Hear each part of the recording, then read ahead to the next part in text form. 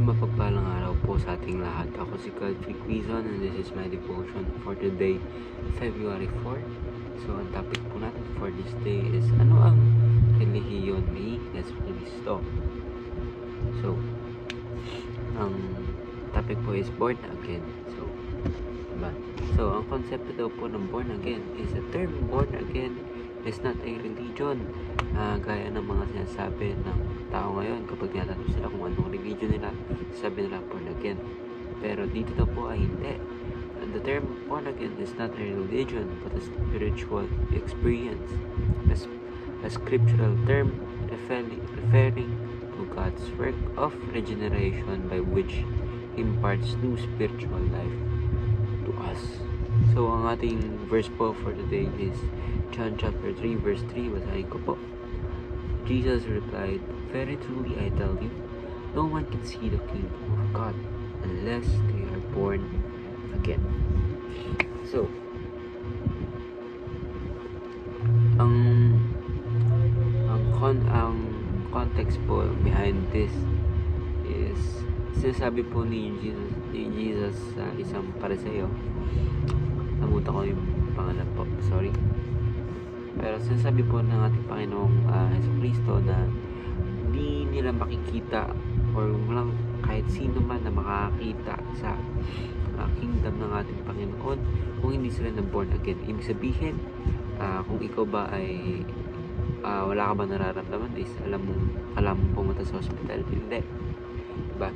Kung makakapunta lang yung mga tao sa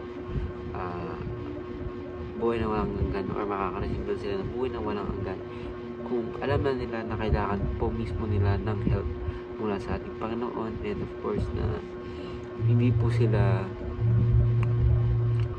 yung nagmamagaling or sinasabi hindi ko kailangan ng ating Panginoon, diba? And of course kung may sakit ka na, alam mo nang makasalanan ka, and of course doon na po natin makikita or doon na po natin i-accept ang ating Panginoong Jesucristo para po ay tayo po ay mabigyan ng buhay na walang hanggan.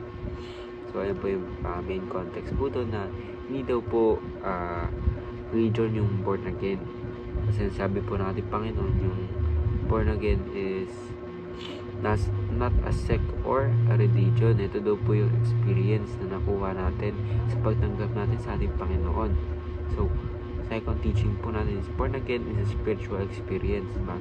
Hindi po siya yung kaya nga po sinabing born again kasi dating tradition or dating makasalang tao na in-accept ng ating Panginoon is na born again, ibig sabihin parang nilinis na naging pure, kaya nga tinawag na born again. So born again is the rebirth of the new self, third teaching, diba? Rebirth, ibig sabihin pagkabago or muling isinilang, diba, na dating makasalanan ngayon hindi na kasi in-accept po natin ng ating Panginoon sa Kristo. So application is stop identifying born again as a religion. Di ba tayo? Of course, guilty tayo dyan na hindi pa natin po alam. Ngayon na po na alam natin is of course we must stop identifying born again as religion. Application is seek spiritual renewal, of course, without the help of our Father, ating Panginoon, ay hindi po magiging successful yung ating pagbabago. Kaya nga, we always must pray to God, be grateful, and palalimin po yung relationship natin sa Kanya. Start sharing the experience, diba? So, ngayon, yung last application is, of course, share natin yung ang ating experience sa ating Panginoon na hindi lang po tayo dapat masalba, na mag-evangelize din po tayo ng mga tao na mga kaya natin in order for them to also receive the grace of salvation.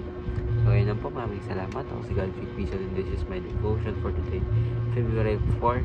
Ano ang relihiyon ng ating Panginoon sa Kristo? So ayun lang po, maraming salamat.